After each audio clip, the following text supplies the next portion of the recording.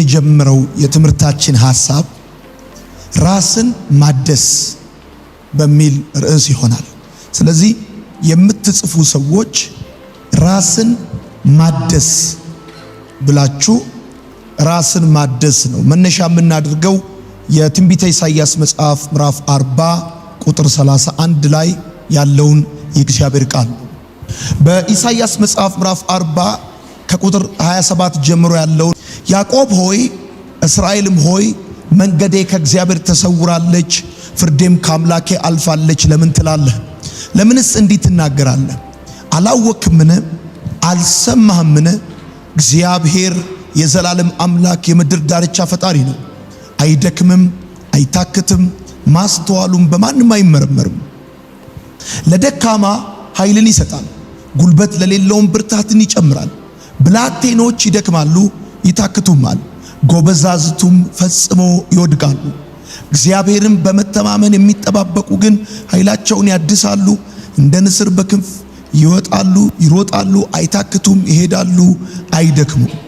ይሄውን ያነበብኩላችሁ የእግዚአብሔር ቃል በጣም ታዋቂ የሆነ ብዙዎች የሚያውቁት ቃል ነው።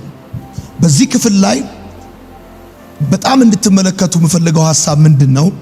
እግዚአብሔርን በመተማመን የሚጠባበቁ ግን ይልና ኃይላቸውን ያድሳሉ ብሎ ይናገራል። እግዚአብሔር ኃይላቸውን ያድስላቸዋል አይደለም የሚለው፣ እነሱ ናቸው የራሳቸውን ኃይል የሚያድሱት። ለዚህ ነው አሁን እግዚአብሔርን በመተማመን የሚጠባበቁ ግን ኃይላቸውን ያድሳሉ፣ እንደ ንስር በክንፍ ይወጣሉ፣ ይሮጣሉ፣ አይታክቱም፣ ይሄዳሉ፣ አይደክሙም። ኦኬ ተመልከቱ ወደኔ። ይሄ መውጣት፣ መሮጥ፣ አለመታከት፣ መሄድና አለመድከም ኃይልን የማደስ ውጤቶች እንደሆኑ ከቃሉ ላይ ትመለከታላችሁ። እግዚአብሔርን በመተማመን የሚጠባበቁ ኃይላቸውን ያድሳሉ፣ እንደ ንስር በክንፍ ይወጣሉ፣ ከዛም ይሮጣሉ፣ አይታክቱም፣ ይሄዳሉ፣ አይደክሙም ማለት ከላይ ብላቴኖች ሁሉ ይደክማሉ፣ ጎበዛዝት ሁሉ ይታክታሉ ብሎ ይናገራል። ሰው በሕይወቱ ዘመን ውስጥ ድካም ያለ ነገር ነው። ሰው ሆኖ የማይደክም የለም። ሰው ሆኖ የማይታክት የለም። ሰው ሆኖ የማይዝል የለም። ስለዚህ የእግዚአብሔር ቃል ሲናገር ብላቴኖች ይደክማሉ አለ። ገና ምንም ያልሰሩ፣ ገና ምንም ያላደረጉ፣ ገና የእድሜያቸውን የመጀመሪያ ምዕራፍ እየኖሩ ያሉ ሰዎች እንኳን ይደክማሉ። ብላቴኖች ይደክማሉ፣ ይታክታሉ። ሕይወት ያሰለቻቸዋል፣ ተስፋ ያስቆርጣቸዋል፣ ነገር ያስጠላቸዋል። እና ከዛ ሲቀጥል እንደዚህ አለ። አሁን ልዩነቱ እንደዚህ ነው። ኃይላቸውን ያድሳሉ ብሎ ይናገራል። ሰው ኃይሉን ማደስ እንዳለበት፣ ራሱን ማደስ እንዳለበት መረዳት አለበት ብዬ አስባለሁ። መሮጥ ትፈልጋላችሁ ወይ? መሄድ ትፈልጋላችሁ ወይ? ማሸነፍ ትፈልጋላችሁ ወይ ሲባል አዎ ምንም ነገር እንደነበረ ሊኖር አይችልም። ምንም ነገር እንደነበረ ሊኖር አይችልም። ጊዜ ይሄዳል፣ ኃይል ያረጃል። እንደነበር ከሆነ መቀጠል አትችል። እንደነበር ከሆነ መቀጠል ካልቻልክ ጊዜ ከሄደ ትታረጃለህ። ካረጀ አቅም ይቀንሳል። አቅም ከቀነሰ ጠቃሚነት ይቀንሳል። ጠቃሚነት ከቀነሰ ተፈላጊነትም ይቀንሳል። በሕይወታችሁ ማወቅ ያለባችሁ ነገር ሁሌ እየተፈለግኩ ሁሌ እየጠቀምኩ ኖራለሁ ብለህ ማሰብ የለብንም። ምክንያቱም ምንም ነገር እንደነበረ ሊኖር አይችልም። አይደለም ሕይወት ያለው የሚንቀሳቀስ ነገር አይደለም፣ ሕይወት የሌለው ነገር እንኳን እንደነበረ ሆኖ ያው ሆኖ ሊኖር አይችልም። ለምሳሌ እኔ መጀመሪያ አካባቢ መልካም ወጣት ስጀምር የነበረኝ ኢነርጂ፣ አቅሜ፣ እንዴት እንደምዘል፣ አብሬ ከወጣቱ ጋር እንዴት እንደምጮህ፣ እንዴት እንደምጨፍር ምናምን ከሆነ ዓመት በኋላ እድሜ እየጨመረ ሲመጣ እነሱ ሲዘሉ እኔ ቆሜ ማየት ጀምሬያለሁ። አቤት ቆሜ ነው ማየው። አሁን እንደነሱ አብሬያቸው አልዘልም፣ አብሬያቸው አልጮህም፣ አብሬያቸው አልዘምርም። አገልግሎቱን ሲጀምር 30 ዓመት የነበረ አሁን 10 ዓመት አገለገልኩ፣ 40 ዓመት ሞላኝ። ትንሽ ሳልዘል አለከልካለሁ። እንደዛ አንድ ነገር መንቀሳቀስ ከጀመረ፣ ማሰብ ከጀመረ፣ መስራት ከጀመረ በኋላ እንደነበረ ሊቀጥል ከፈለክ እያቆምክ ማደስ፣ እያቆምክ የተበላሸውን ማደስ፣ አሮጌውን በአዲስ መተካት፣ እንደገና አቅሙ እንዲጨምር እንደነበረ ተፈላጊነቱ እንዲቀጥል ማድረግ አለብህ። ስለዚህ አንተም ከተወለድክበት ጊዜ ጀምሮ እየኖርክ መጥተሃል፣ እየኖርሽ መጥተሻል። ህይወት እስከዚህ ድረስ መጥቷል። አሁን ደግሞ በተወሰነ መልኩ አረፍ ብሎ ራስን ማደስ ኢምፖርታንት እንደሆነ ይሰማኛል። ለዚህ ነው ብዙዎቻችሁ በጠይቃችሁ እንደ ትላንትና አይደላችሁ፣ እንደ ቀድሞ አይደላችሁ። ቀድሞ ፈጣን ናችሁ፣ ቀድሞ ሳቂታ ናችሁ፣ ቀድሞ ተግባቢ ናችሁ፣ ቀድሞ ብዙ ነገር ነበራችሁ። ግን ህይወት እየሄደ ሲመጣ ደግሞ ብዙ ነገሮቻችሁ እንደ ትላንትና እንዳልሆኑ እናንተም እርግጠኛ ናችሁ። ስለዚህ ራስን ማደስ የሚባል ነገር በጣም ኢምፖርታንት እንደሆነ እንድታስቡ ፈልጋለሁ። ይሁን እኔ አሁን እግዚአብሔርን በመተማመን የሚጠባበቁ ራሳቸውን ያድሳሉ፣ ኃይላቸውን ያድሳሉ። ኃይል የሚባል ነገር አለ። ከዛ ይሄን ራስን ማደስ የሚለውን ሐሳብ መጽሐፍ ቅዱስ የሚያነጻጽረው ከንስር ጋር ነው። እንደ ንስር በክንፍ ይወጣሉ ብሎ ይናገራል። ኦኬ ወዳጆቼ፣ ንስር የሚባለው ፍጥረት በመጽሐፍ ቅዱስ ውስጥ ከ30 ጊዜ በላይ ተጽፎ ታገኙታላችሁ። ንስር በምድራችን ላይ ለ28 ሀገሮች የሀገር ምልክት፣ ለብዙ ካምፓኒዎች አርማ ሆኖ የሚያገለግል ፍጥረት ነው ንስር። የንስር ሁኔታን ስትመለከቱት ንስር ከዝናብ በላይ፣ ከደመና በላይ፣ ከመብረቅ በላይ፣ ከአውሎ ንፋስ በላይ የሚበር፣ ከብዙ አዋፍ በላይ የሚበር ትልቅ አቅም ያለው፣ ትልቅ ተፈጥሮ ያለው፣ ማንነት ያለው ፍጡር ነው ንስር። እሱ ብቻ አይደለም የሚገርመኝ፣ በጣም ከፍ ካለ ከፍታ ላይ ውሃ ውስጥ ያለን ነገር በፍጥነት ተመልክቶ ፒክ የማድረግ ትልልቅ ክብደት ያላቸውን ሁሉ እንስሳቶች የማደን አቅም ያለው ነው ንስር። ስለዚህ የእግዚአብሔር ቃል ሰው ኃይሉን እንዴት ማደስ እንዳለበት የሚያነጻጽረው ከንስር ጋር እንደሆነ በኢሳይያስ መጽሐፍ ምዕራፍ 40 ላይ ታያላችሁ። ለምሳሌ የንስር የመጀመሪያው ተፈጥሮ ምንድነው ካላችሁ፣ የጋብቻውን ሁኔታ ዝም ብዬ ስለ ንስር ባነሳላችሁ፣ ንስር መጀመሪያ ከማግባቱ በፊት በፍቅር ይጠናናል። ወንድና ሴት ንስር ይጠናናል። ከተጠናኑ በኋላ ከ4 እስከ 5 ዓመት አይጋቡም። ከተጋቡ በኋላ እስከ ህይወታቸው መጨረሻ ድረስ አይፋቱም። ከሁለት አንዳቸው ቀድሞ ከሞቱ በህይወት የቀሩት ሌላ አያገቡም። yes አሁን የመጀመሪያው የንስር ተፈጥሮን ስታዩት ይሄ ነው። የሚገርም ተፈጥሮ ያለው ነገር ነው ንስር የሚባለው ፍጥረት ማለት ነውና እሱ አይደለም የሚገርመው። ደግሞ ከዛ ከፍ ስትሉ ደግሞ ምን አይነት ሌላ ተፈጥሮ አለው መሰላችሁ? ንስር ለምሳሌ ቤት በሚሰራ ጊዜ ምን ያደርጋል? በጣም በትላልቅ ዛፎች ወይም በዋሻዎች ላይ ይሰራና ሲሰራ እንደዚህ ያደርጋል። ጠንካራ እንጨት ይረበርብና ጠንካራ እንጨት ይረበርብና በእንጨቱ ላይ እሾክ ወይም አጥንት ይሰካና በዛ በእሾኩ ላይ ደግሞ ሳር ወይም ላባ ይጎዘጉዛል። የዚህ ዋነኛው ምክንያቱ ሁለት ነው። ንስር የሚወልዳቸው ጫጩቶች ኮምፈርት እንዲያገኙ አይፈልግም። ለምሳሌ ንስር ለልጆቹ ምግብ የሚያቀርበው በተወለዱ ሰሞን ብቻ፣ ሙቀት የሚሰጠው በተወለዱ ሰሞን ብቻ። ዝም ብለ በ40 ዓመት ንስር ሆኜ ፂሜን እናቴ ላይ እየተላጨው ኖራለሁ አይሰራም። ባጭር አማርኛ ማለት ነው። እና በተወለደ ወቅት በተወለዱ ወራት ለልጆቻቸው ሙቀት ይሰጣሉ፣ ምግብ ይሰጣሉ፣ እንዲጠናክ በደንብ እንዲንቀሳቀሱ ማለት ነው። ስለዚህ ቤቱን ሲሰራ ንስር ሞር ኦፍ ኮምፎርታብል እንዲሆን አይፈልግም። የሚሰራው በጠንካራ እንጨት እሾክ ያረግበታል። እሾኩ ላይ ዝም ብሎ ላባ ነገር ያረግበታል። ስለዚህ የተወለዱ ጫጩቶች ምን ያደርጋሉ? ገና አልጠነከሩም ታውቃላችሁና ያ እሾክ ጠቅስ ያረጋቸው እዚህ ውስጥ ካለው ውጊያ የሚወጋቸው እሾክ ለማምለጥ ሲሉ ከጎጆ ይወጣሉ። ሲወጡ በግድ ክንፋቸውን ይዘረጋሉ። ንስር ልጁን መብረር የሚያስለምደው በግድ ነው መብረር የሚያስለምደው።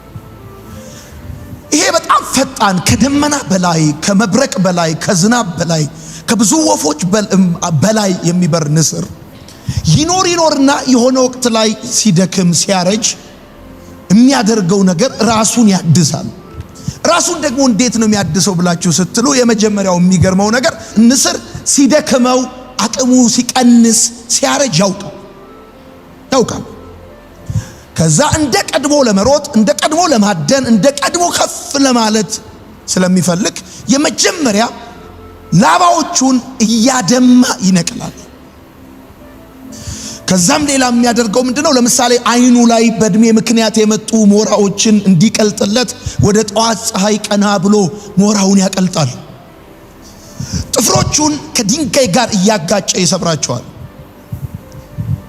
የአፉን ማንቁርት የሚያድንበትን የሚይዝበትን ከድንጋይ ጋር አጋጭቶ አድምቶ ይሰብረዋል።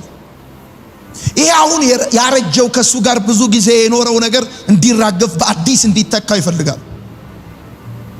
ንስር እያደማ ላባውን ከላዩ ላይ ከነቀለ ጥፍሮቹ ከድንጋይ ጋር ሰብሮ ከላዩ ላይ ካራገፈ በኋላ ከዛ ማንቁርቱን ከሰበረ በኋላ አሁን ማደን አይችልም። ምክንያቱም አፉ ላይ ምን የለም፣ ማንቁርት የለም። ሄዶ አሳ መያዝ አይችልም፣ ወይም ሌላ ነገር መያዝ አይችልም፣ እግሩ ላይ ያለ ጥፍር። ስለዚህ እንደ ቀድሞ መብረር አይችልም። ያለው አማራጭ ለቀጣይ 40 ቀናቶች መሬት ለመሬት እየተንፏቀቀ ራሱን እንደገና ክንፎቹ እስኪበቅሉ ድረስ እንደገና ጥፍሮቹ እስኪበቅሉ አዲስ እስኪሆን ድረስ እንደገና 40 ቀን መሬት ለመሬት ያ ከደመና በላይ ከመብረቅ በላይ ከዝናብ በላይ የሚሄድ ንስር እንደዚህ አድርጎ መልሶ ራሱን ሪስቶር ያደርጋል።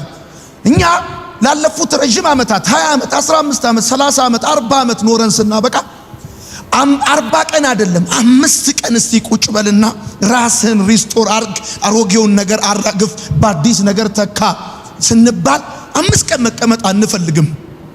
ስለዚህ ምንድነው ምን ሆነው ከለመድነው በታች ከአቅማችን በታች ከምናቀው በታች እያወቀን እንደማናቅ እየቻልን እንደማንችል ተመረን እንዳልተማር 3 4 ቀን 5 ቀን ተቀምጠ ብዙ ነገሮች ታውቃላችሁ።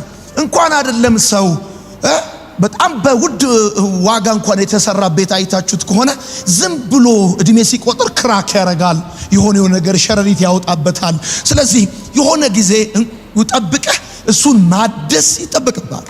ብዙ ኢትዮጵያዊ ለእንቁጣጣሽ ቤቱን ያድሳል።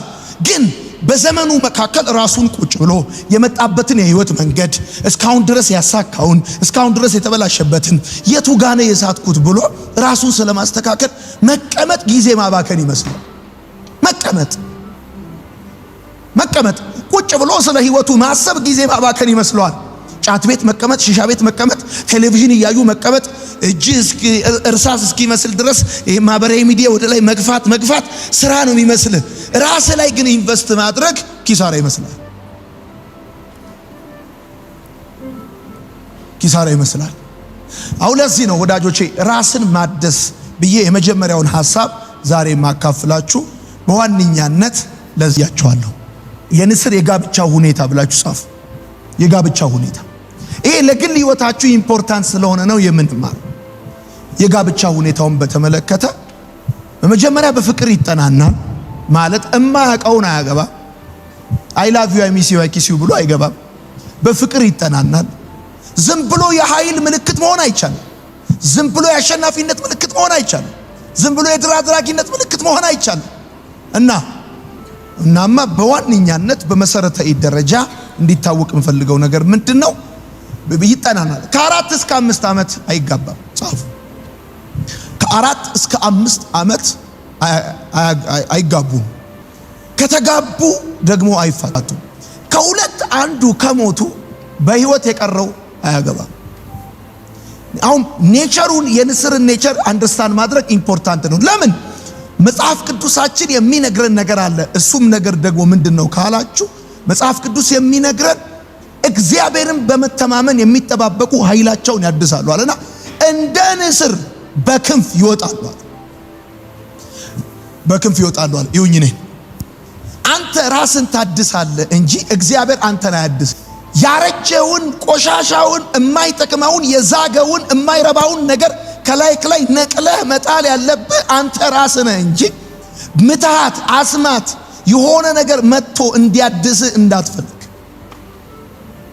እንዳትፈልግ። አንተ ራስን ካላደስክ እግዚአብሔር አያድስህ። ሰው አያድስህ፣ መንግስት አያድስህ፣ ማንም አያድስህ። እግዚአብሔር ነው። አንተ ይሄን ነገር በእግዚአብሔር ቃል ላይ የምትመለከተው እግዚአብሔርን በመተማመን የሚጠባበቁ አለ ኃይላቸውን ያድስላቸዋል አይደለም ያለው? ኃይላቸውን ያድሳሉ። እነማ? ራሳቸው ኃይላቸውን ያድሳሉ። ኃይላቸውን ያድሳሉ ካለ በኋላ ያለው ነገር ምንድነው? እንደ ንስር በክንፍ ይወጣሉ አለ። ይወጣሉ። አሁን ስንቶቻችሁ ናችሁ አሁን ካላችሁበት ሁኔታ መውጣት የምትፈልጉ? ከችግር መውጣት የምትፈልጉ? ከሱስ መውጣት የምትፈልጉ? ከመከራ መውጣት የምትፈልጉ? ከብዙ ነገር መውጣት ትፈልጋለህ? እንደ ንስር በክንፍ ይወጣሉ አለ። በቃ መውጣት ትፈልጋለህ? አንድ። ከዛስ ቀጥሎ ሲናገር እንደዚህ አለ፣ ይሮጣሉ፣ አይደክሙም፣ አይታክቱም፣ ይሄዳሉ። ለምን? ራሳቸውን አድሰዋል። ብዙዎቻችን መታደስ እንፈልጋለን፣ ግን ይሄ ታድሶ ራስን ማደስ የሚባለው ነገር የሚጠይቀውን ጊዜ ግን መታገስ አንፈልግም። መቀመጥ ነው አንፈልገው፣ ቆም ማለት አንፈልግም። ለምን? ዝም ብለን መሄድ እንፈልገው። በቃ መሄድ። እግር የሚያልቅ ቢሆን ኖሮ እላለሁ ሁል ጊዜ የኔና የናንተ እግር አንገታችን ላይ ደርስ ነው። በመሄዳችን ብቻ ስንሄድ ደግነቱ እግር አለማለቁ። እግዚአብሔር ይባርከው። እናንተ ሰዎች ፈገግ በሉ። ብዙዎቻችን ምንድነው የምንፈልገው? መሮጥ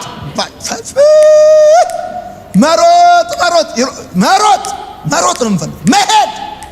መሄድ በቃ ዝም ብሎ። ከዛስ ሰክሰስፉል መሆን፣ ብር ማግኘት፣ የሆነ ነገር ምናምን የምንፈልገው። ግን መጽሐፉ እንደዚህ ያለ እግዚአብሔርን በመተማመን ብላቴኖች ሁሉ ይደክማሉ፣ ጎበዛዝት ሁሉ ይታከታሉ።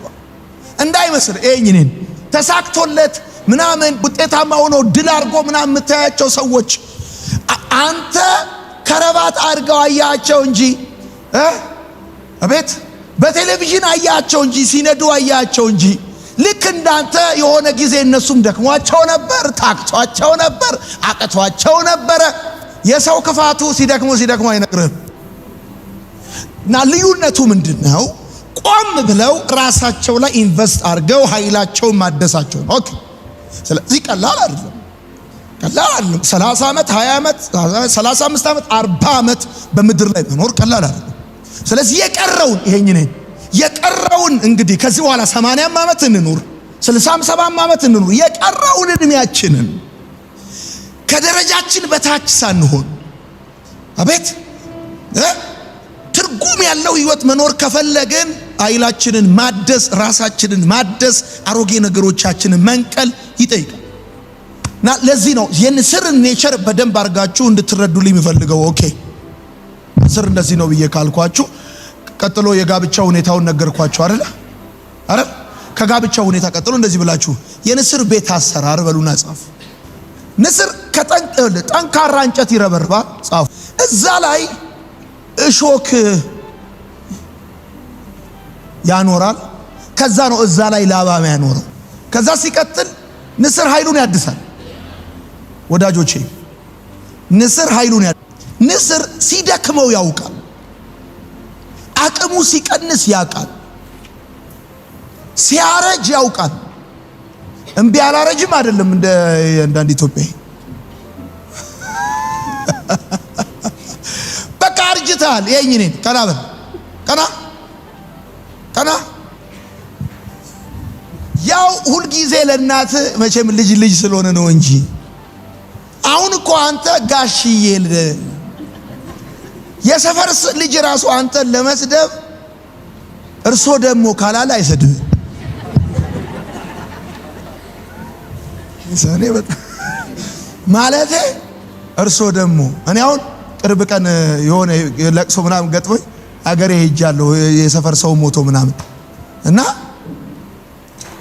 እዛ አብረውኝ ያደጉ አብረውኝ የተማሩ የአካባቢ ልጆች ክላስ ቤቶችን ሳገኛቸው ሽበት አውጥተዋል ምናምን፣ ጸጉራቸው አልቋል ምናምንና የራሴ አይታይኝም። ምን ሆነ ነው አንተ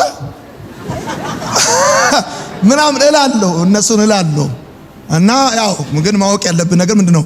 the best nature መሰለኝ ንስር ሲያረጅ ያውቅ፣ አቅሙ ሲቀንስ ያውቅ፣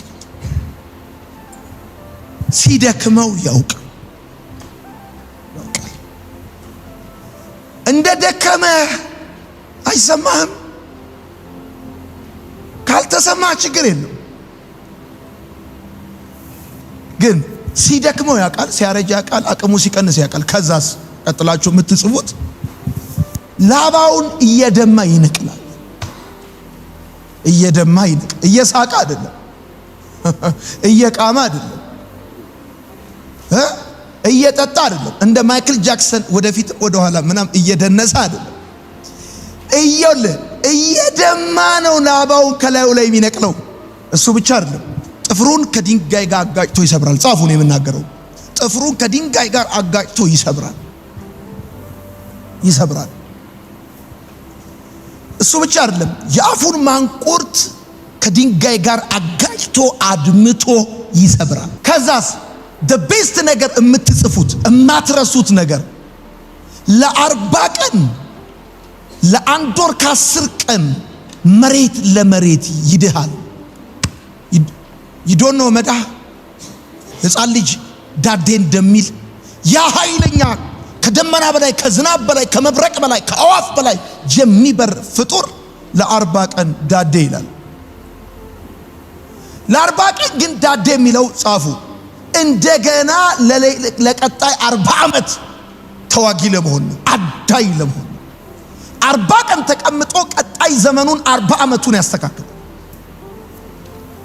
ስለዚህ አንተም የኖርከውን ኖርሃል፣ የቀረውን እድሜ እንድታስተካክል ቆም ብለህ ራስን ማደስ ይጠበቅባል። ራስን ማደስ ያስፈልጋል።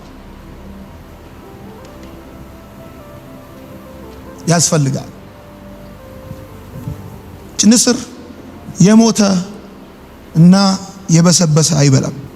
ንስር እንደዚህ ነው የሚያደርገው። ኦኬ አሁን እኔ ራሴን ማደስ እንዳለብኝ በቃ አምኛል። እንደ ድሮ አይደለም። አንዳንዶቻችሁ እንደ ድሮ መሆን ከፈልጋችሁ የሞከራችሁ ያላችሁ ሰዎች እንዳትጋጋጡ። በጊዜ ክብርህን ጠብቀ ጡረታ እንደመውጣት ያለ ነገር የለም ማለት እንደ ድሮ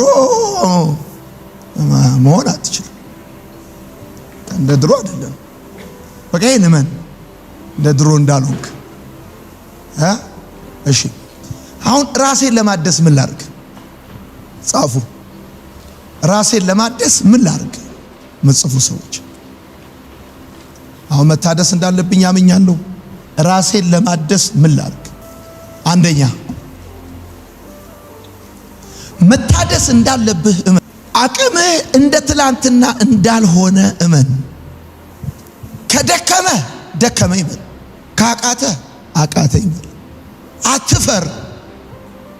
ለምን ታፍራለህ? ማፈር ማቆም አለብህ። ሪስቶሬሽን ያስፈልገኛል፣ ታድሶ ደክሞኛል።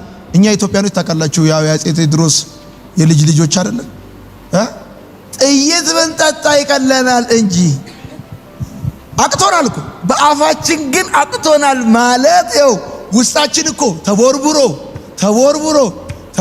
በቃ ሰበብ ሁሉ ፈልገ እኮ ነው የምታለቅሰው። አቤት ምን ነው ይሁኝ። እኔ በጌታ ከኔ ጋር ነው። መታደስ ከፈለክ የመጀመሪያ ማድረግ ያለብህ መታደስ እንዳለብህ ማመን ያለብህ። በቃ አቅምህ እንደ ድሮ እንዳልሆነ ማመን ያለብህ። ማፈር የለብህም። ምን ይሉኛል ማለት የለብህም። ሐኪም አንድ ሰው ታሞ ሐኪም ጋር ሲሄድ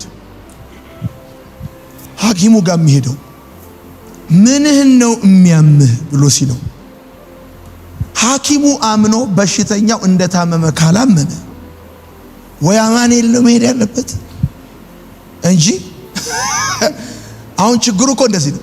አንዳንዱ ቤተሰብ ኧረ አንተ ልጅ ይላል። ልጁስ ምን ሆኛለሁ እኔን ስታይ ደስ አይልሽም? አንቺ ደግሞ ምን ታካብጃለሽ ይላል። ባልና ሚስቶች ራሳቸው እንደዛ ያለ ምን ሆንክ ይላል። አንተ ነህ ማመን ያለብህ። በቃ መታደስ እንዳለብህ እኝ ነኝ ቆየኝ ነኝ። አሁን ቅድም ነግራቸዋለሁ። የኔ መኪና አዲስ መኪና ነው። አዲስ ነው ብዬ ድርቅና ይሰራል። የግድ እንደዚህ ማለት አለበት። መኪናው በአንድ በኩል ጎማው እንደዚህ እንዴ ላዳ ብቻ ነው የሚታደሰው ያለማን እንደዚህ ማለት አለበት። የግድ አንተ እንዲህ ማለት አለበት። በቃ ለመታደስ የሚንቀሳቀስ ነገር ይታደሳል አለ። በቃ ማመን አለብህ። እንደ ቀድሞ ፈንክሽን ማድረግ ካለብህ አይኔ ሪስቶሬሽን ያስፈልገኛል ቆም ማለት አለብህ። መሄድ ቆም ፍሬንሸራ ምናምን ቼክ ከዛ እንደገና ማድረግ አለብህ። እና የመጀመሪያው ማመን ነው። ይኸውልህ በዓለም ላይ በጣም ከባዱ ነገር እኔ ብዙ ወጣት አስተምሬያለሁ። በጣም ከባዱ ነገር ማሳመን። አንድን ወጣት ልጅ መታደስ እንዳለበት ከማሳመን አንድን ውሻ ቀበሮ ነህ ብሎ ማሳመን ይቀላል። ቀበሮ ቀጥቀጠኸው ውሻውን ቀበሮ ነኝ አስብለኸው ማንስ ቀበሮ እስኪ እኔ እንደዛ ይኸውልህ ስማኝ፣ መታደስ እንዳለብህ ያመንክ ሰዓት ለመታደስ የሚያስፈልግ ኢነርጂ ሰማይ ራሱ ይተባበራል። ሰው ራሱ ያግዛል። ለምሳሌ እኔ ሁሌ ይህን ምሳሌ እኮ እናገራለሁ። ጴጥሮስ ጌታ ኢየሱስ በውሃ ላይ ሲሄድ አየው እና ጌታ ሆይ ልምጣ አለ። አሪፍ ነገር በቃ ደስ ይሏል። ጴጥሮስ ና ተባለ። ወክ ማድረግ ጀመረ። ሁለቴ ሶስቴ ከሄደ በኋላ ሰመጠ እና እንደዚህ አለ፣ ጌታ ሆይ እየሰመጥኩ ነው ብሎ እጁን አወጣ። አሁን እየሰመጠ እየሄድኩ ነው ብሎ አልደረቅም ሰውየው። እዛ እኮ ታንኳው ላይ እኮ እነ ዮሐንስ አሉ፣ እነ ያዕቆብ አሉ፣ እነ ናትናኤል፣ እነ ቶማስ ምናምን እኮ አሉ። ሙድ ይዙብኛል ብሎ አልፈራም። ይቀልዱብኛል አላለም፣ ምናምን አላለም። ሼም ነው በስመ አብ እንደዚህ ተወራርጄ አላለም። ቅያየው ከምሰምጥ ብራዘር እጄን አውጥቼ ጌታ ሆይ እየሰመጥኩ ነው ጌታ ሆይ። እጅን ካነሳ እላለሁ ሁሌ ሰውም ይይዛል፣ እግዚአብሔርም ይይዛል። አቤት ይሰማል ወይ? እና መታደስ እንዳለብህ ማመን አለብህ። በቃ አለክ። ማፈር ማቆም አለብህ። እኔ እኮ በጣም የሚገርመኝ እኔ እኮ ሀበሻ እኮ ይገርመኛል። ታመህ ሐኪም ቤት ስትሄድ ቡታንታን ሱሪ ቆበቶን ፍታ ሱሪን አውልቅ ስትባል በየሰፈሩ መኳንንት መሳፍንት ነኝ ስትል የነበርክ ተክላላ ሐኪም ቤት ሄደ ፕሮቶኮል አይሰራም ታውልቃል። እናቴ አባቴ አይሰራም ታውልቃል። አንተ ብቻ ገላግለኝ እንጂ የሆነ ነገር አድርገ በቋፍ እስክትያዝ ድረስ ለምን ትጠብቃለህ? እኮ ምንም እኮ ማፈር አያስፈልገውም። ማንም ሁሉ ዶክተሩ፣ ፕሮፌሰር፣ አገልጋይ ሁን፣ ሀብታም፣ ደሃውን መታደስ ያስፈልጋል። ለመታደስ ደግሞ የመጀመሪያው ነገር መታደስ እንደሚያስፈልግ ማመን አለቀ። ማመን።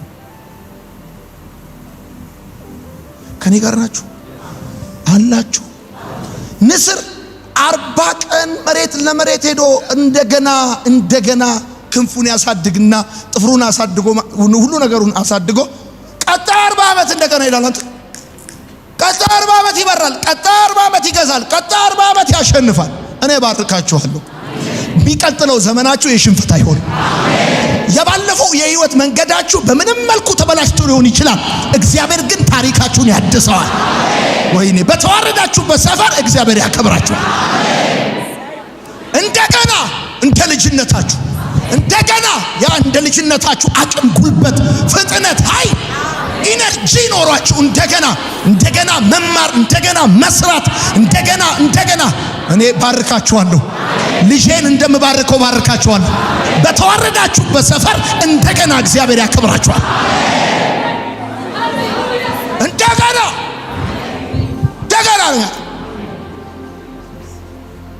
እንደገና መቆም አትፈልግም? እንደገና ቀና ማለት አትፈልግም? እንደገና ማሸነፍ አትፈልግም? እንደገና አዲስ የህይወት ምዕራፍ መጓዝ አትፈልግም? ያንን ነገር ለማድረግ ማመን ያለብን። ሁለተኛው የመታደስን ህመም ለመቀበል ፈቃደኛ ሁን። አሁን መታደስ ከፈለጋችሁ እንኳን አይደለም እሱ ሌላ ነገር እቤት እንኳን ሲታደስ አዋራው ቡን ቡን ይላል። እቤት ብድግ ብድግ ስታረጉት በረሮም ሸረሪቱም ምኑም ከዛ ብድግ ብድግ ይላል። መታደስ ከፈለክ የመታደስን ህመም ለመቀበል ፍቃደኛ መሆን አለብህ። አይን የመታደስ እፈልጋለሁ ህመሙን ግን አልፈልግም ካልክ ለዘላለም አትታደስም። አሁን የብዙዎቻችን ችግር እኮ ውስጡን እናምናለን መታደስ እንዳለብን፣ ከዛም ደግሞ መታደስም እንፈልጋለን፣ ግን ፔኑን ኤክስፒሪየንስ ማድረግ አንፈልግም። አሁን ንስር ክንፉን እየነቀለ ነው እየደማ ነው ራሱን የሚያድሰው እንዳልኳችሁ፣ እምትታደሰው እየሳቅ አይደለም እያልክ ኮሜዲ አይደለም የምታየው ብራዘር፣ የቀልድ ጉዳይ አይደለም፣ የህይወት ጉዳይ ነው። እያለቀስ እያለቀስክ የምትታደሰው። አሁን የብዙዎቻችን ችግር እኮ አሪፍ ነገር እንፈልጋለን። አሪፉ ነገር ግን በፔን በኩል በህመም በኩል እንደሚመጣ ስለምናቅ ያችን ህመም ላለማስተናገድ ስንፎክት እንኖር። ስንፎክት ከሰፈር ለምሳሌ አሁን ሰርተ ሀብታም መሆን መሳካት ከእንቅልፍ መነሳት ይጠይቃል። ማን ይነሳልህ? የጠዋት እንቅልፍ ደግሞ ይጣፍጣል። እሷን ስታገላብጥ ምናምን ቁጭ ብለ ከዛስ ከጃይ ከዛስ ካዳሚ ከዛስ በርሶ መጀን ከዛስ የሰፈር ለቅሶ ነጋሪ የሆነ ቁጭ ጓደኞች ጠዋት ተነስተው ላጥላት ስራ ምናምን በደንብ ወጥሮ ሰርቶ የሆነ ታሪክ ይቀየር። አንተ ቁጭ ብለ እዛ ድንጋይ ያሞቅ ከዛ በቃ ከመሬት የሚመጣ ስኬት የለም፣ ከመሬት የሚመጣ ድል የለም፣ ከመሬት የሚመጣ በረከት የለም፣ ከመሬት የሚመጣ ለውጥ የለም፣ ከመሬት የሚመጣ አዲስ ነገር የለም። እያንዳንዱ ነገር የሚጠይቀው የራሱ የሆነ ክፍያ ዋጋ አለ። እየነገርኳቸው ያለሁት ነገር ምንድን ነው? በዋነኛነት ህይወት መታደስ ትፈልጋላችሁ? ታድሶ የሚፈልገውን ህመም ለመቀበል ፈቃደኛ መሆን አለበት። መታደስ እንፈልጋለን አይደል? ህመሙን አንፈልገው። ለምሳሌ ማምጣት እንፈልጋለን፣ ማጥናት አንወድም። ሻምፒዮንስ ሊግ፣ ፕሪሚየር ሊግ አሪፍ መልበስ እንፈልጋለን፣ ግን የሚጠይቀውን ዋጋ መክፈል ግን አንፈልግ። እና ታዲያ አንተ ምን የሚከራይ ሚዜን እንደ ዝም ብለህ አንተ ቫዝሊን ጭንቅላትን እየተቀባ ጠዋትና ማታ እየገባ የምትወጣው ነው? መታደስ ከፈለግ ይሄ መታደስ የሚጠይቀው ህመም መቀበል ፈቃደኛ መሆን አለበት ብዬ ስለ በቃ ለምሳሌ መጠጣት ማቆም ከፈለግ ስትጠጣ እየዘፈንክ ነው። ያሻማ ቡሬ እያልክ ያሻማ ቡሬ እያልክ ነው የጠጣው። መጠጣት ስታቆም እያለቀስክ ነው የምታቆመው።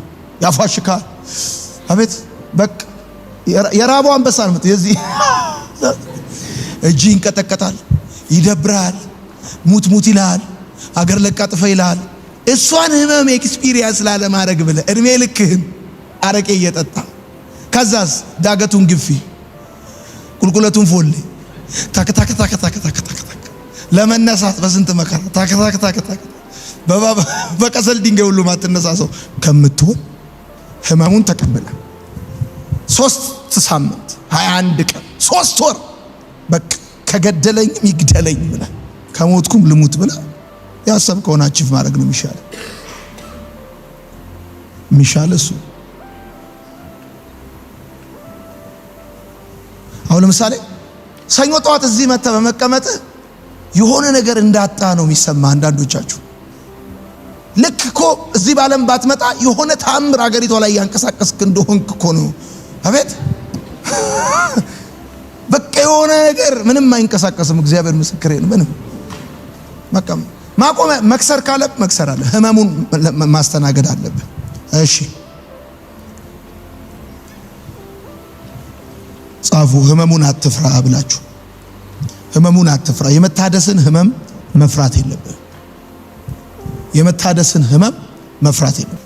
አለበለዚያ በ8 መርፌ የምትገላገለውን 60 መርፌ ይታዘዝላል። በቀላሉ ይሄ በታብሌት የምትገላገለውን ግሉኮስ ይሰካልሃል። እሱን ተሸክመን የምትሄደው መጨረሻ እንደዚህ እያልክ ቀሚስ ነው የሚያለብሱ ነግሬሃለሁ። እግዚአብሔር ምስክር ቀሚስ ያለብሷል። ታው ሲሉ እምቢ ብለህ ማለት ነው። ሶስተኛ እይታህን ማስተካከል አለብህ። በነገራችን ላይ እቺ ዓለም ድፍርስ ነች። ድፍርሷ መልክ አያሳይም። ዓለም ትክክለኛ መልካችሁን አትነግራችሁ። ትክክለኛ መልካ አምሮብሃል በእናት ምናምን የሚሉ የለም እኮ አንተ ሰካራም የረገጠው ጣሳ መስላ። ለዚህ ነው ከቤተሰብ ጋር ማትስማማው። እናት ትክክለኛ መልክን ነው የምትነግርህ። ሂድ አመዳም ትላለች። የወለደችው ልጅ ታውቃለች እንደዚህ አይነት አመዳም እንዳልነበር ታውቃለች። ሂድ እዛ ምን ይመስላል አመዳም ትላለች። ይቺ ዓለም ድፍርስ ውሃ ነች። መልክህን አታሳየም። መጀመሪያ እይታህን ማስተካከል አለብህ። ይሄኝ ነኝ ምንም ነገር ስማኝ፣ ነገር ካለመኖር ወደ መኖር፣ ከነበረ ወደ አልነበረው፣ ከትንሽ ወደ ትልቅ፣ ከቀላል ወደ ከባድ ምንም ነገር የሚሄደው በእግሩ ሳይሆን በአይን ነው። ጻፉ። ምንም ነገር በህይወትህ የሚራመደው በእግርህ አይደለም፣ በአይንህ ነው። እይታን ካላስተካከልክ ህይወትህ አይስተካከልም። ለነገሮች ያለህን ግንዛቤ ካላስተካከልክ፣ ምልከታህን ካላስተካከልክ፣ የምትሆነው የምታየውን ነው። ጻፉ። የምትሆነው የምታየውን ነው አላችሁ። ሰዎች ለምንድን ነው ትንንሽ ነገር የሚያልሙት? ቶሎ አሳክተው ለመቀመጥ። አቤት! ሰዎች ለምንድን ነው ትንንሽ ነገር የሚያልሙት ካላችሁ፣ ቶሎ አሳክተው ቁጭ ለማለት ነው። በቃ ቶሎ ሲያልም የሚያልመው ሽሮውን ነው። አቤት! እና ሽሮውን ከሆነ የሚያልመው ምንድን ነው የሚያደርገው? በቃ ሄዶ ፒያሳ ብሎ ሽሮ ይበላል። በቃ ተገላገል። ሰው እይታውን ካላስተካከለ በስተቀር ያሰበውን ነገር አቺቭ ማድረግ አይችልም። ለዚህ ነው ቅድም ይሄን ያልከኝ ካላችሁ፣ ንስር ከሚያደርገው ነገር አንዱ ምንድነው? አይኑ ላይ ያለውን ሞራ በጠዋት ፀሐይ ላይ ሄዶ